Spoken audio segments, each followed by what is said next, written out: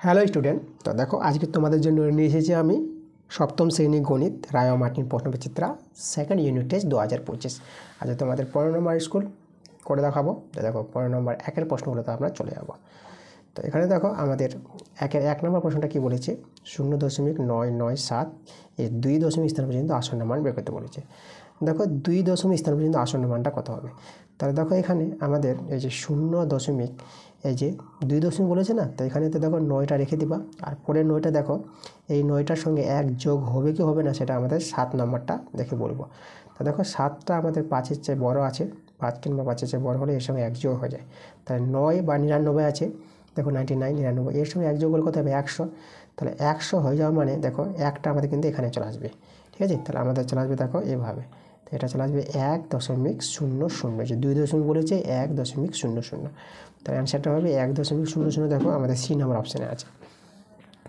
এবার দেখো 22/7 ভগ্নাংশটি 2 দশমিক স্থান পর্যন্ত আসন্ন মান বের করতে বলেছে। তাহলে আমাদের এটা কী করতে হবে, ভাগ করতে হবে। চলো আমি তোমাদের এটা ভাগ করে দেখাচ্ছি। এখানে দেখো আমরা যদি তোমাদের দেখাই অঙ্কটা 22/7, তো দেখো আমরা লিখবো 22/7।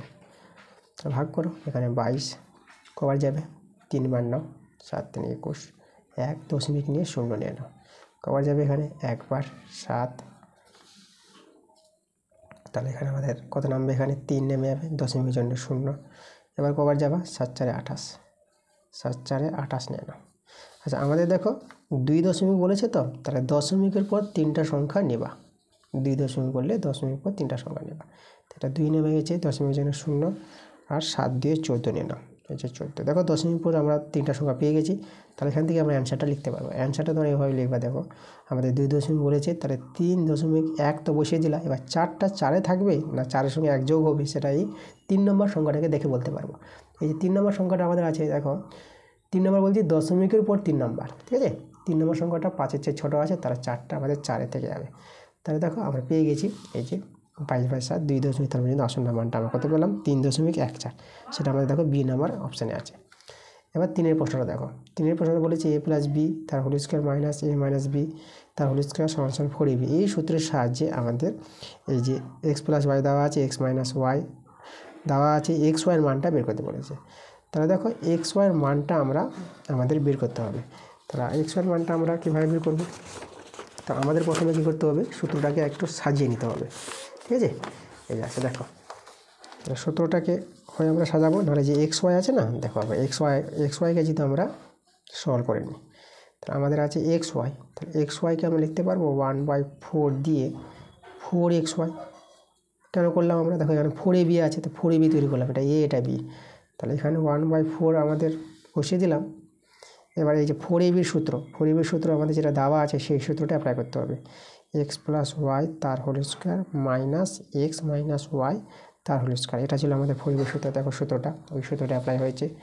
এবার মানগুলো বসিয়ে দেবো, ঠিক আছে। মানগুলো কিন্তু আমাদের এখানে দেওয়া আছে, সেই মানগুলো কিন্তু আমরা বসিয়ে দেবো। দেখো সমান 1/4 আমরা বসিয়ে দিলাম।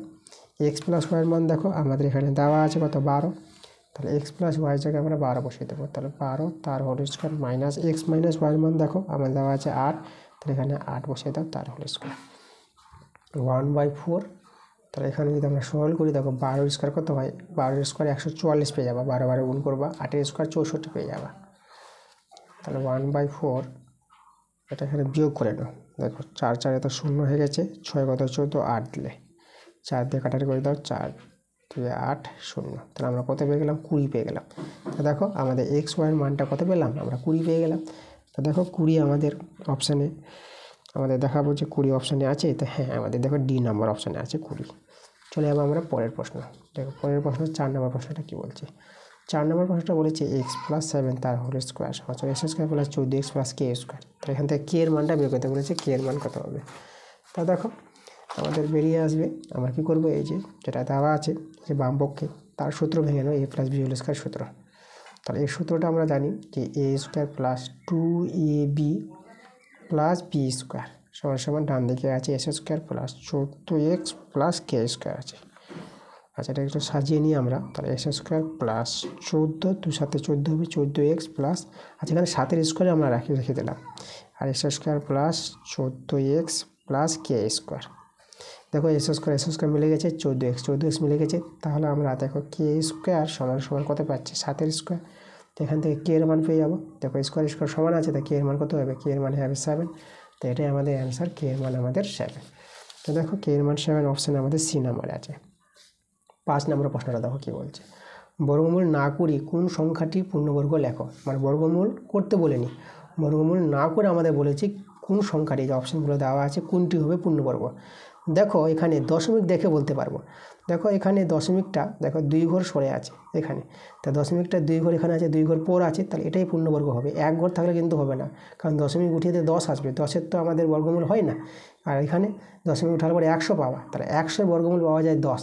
তাহলে দেখো দশমিক দেখে বলতে পারবো যে পূর্ণবর্গ হবে কি হবে না। তাহলে এই যে দুটার পর আছে মানে 100 হবে এখানে, তার জন্য আমাদের বি নম্বর অ্যান্সারটা হবে যে 1.44, এটা আমাদের পূর্ণবর্গ সংখ্যা। দশমিক উঠালে 100 হয়ে যাবে, আর ওইদিকে 144 বর্গমূল 5, 144 বর্গমূল 12, আর এদিকে 100 বর্গমূলটা 10। তাহলে আমরা পেয়ে যাবো এর বর্গমূলটা, তাই না। তার আমাদের বি নম্বর অ্যান্সারটা। পরের প্রশ্ন দেখো। আচ্ছা, এবার আমাদের চলে যাবো 6 নম্বর প্রশ্ন। বলছে 3টি সরলরেখাংশের পরিমাপ দেওয়া আছে, কোনটির দ্বারা ত্রিভুজ অঙ্কন করা সম্ভব সেটা আমাদের জানতে চেয়েছে। তাহলে এখানে দেখো যদি আমি যে বাহুগুলো দেখি, দেখো 2 সেমি, 4 সেমি, 7 সেমি, দুটোকে যোগ করো। প্রথম দুটোকে যোগ করে, ঠিক আছে, 2 আর 4 যোগ করে 6, তার 6টা কিন্তু 7-এর চাই ছোট হয়ে যাচ্ছে, তাহলে আমাদের এখানে সম্ভব হবে না। দুটো বাহু, ছোটো দুটো বাহু যোগফলটা যদি যদি বড় হয় তখনই ত্রিভুজ আঁকা যাবে। বি নম্বর দেখো তো 3 আর 4 যোগ করো, ছোটো দুটো বাহুকে যোগ করবা, 3 আর 4 যোগ করে হবে কত 7, 7টা কিন্তু দেখো 6-এর চাই বড়, এখানে কিন্তু সম্ভব হবে। তাহলে অ্যান্সারটা কিন্তু আমাদের বি নাম্বার হয়ে যাবে। পরেগুলো দেখবা, ছোটো দুটোকে যোগ করবা, বড়টার চাই কিন্তু আমাদের বড় পাওয়া যাবে না, তার জন্য সেগুলো হবে না, আমাদের বি নাম্বার অ্যান্সারটা। চলে যাবো আমরা 7 নম্বর প্রশ্নে। 7 নম্বর প্রশ্ন বলেছে দুটি সমান্তরাল সরলরেখার ছেদকের একই পাশের অন্তস্থ কোণ দুটির সমষ্টি করতে হবে। দুটি সমান্তরাল সরলরেখা দেখো, আমি তো দেখাই তোমাদের, এই যে দুটি সমান্তরাল সরলরেখা, এই যে দুটো সমান্তরাল সরলরেখা রেল লাইন, আর একটা ছেদক ধরে নিলাম, ছেদক বা ভেদক। এই যে ছেদকের একই পাশে ধরে যে অন্তস্থ কোণ দেওয়া আছে, এই কোণ দুটির যোগফল কত হয়, 180 ডিগ্রি হয়, এই দুটো করে যোগফল। তাহলে আমাদের অ্যান্সারটা হবে 180 ডিগ্রি। দেখো আমাদের সি নাম্বার অ্যান্সারটা মিলছে। এরপরে 2 থেকে আমাদের বড় প্রশ্নগুলো আছে, বড় প্রশ্নগুলো তোমরা বই থেকে কমন পেয়ে যাবা। বইয়ের অঙ্ক আমি তোমাদের ক্লাস দেবো, তোমাদের যে গণিত বইটা আছে 7ম শ্রেণী, সেখান থেকে তোমরা ক্লাস পাবা। তো আজকে তোমাদের ছোটো প্রশ্নগুলো, অবজেক্টিভ টাইপের প্রশ্নগুলো আমি করিয়ে দিলাম। এর পরবর্তী ক্লাসটা তাড়াতাড়ি আসবে তোমাদের।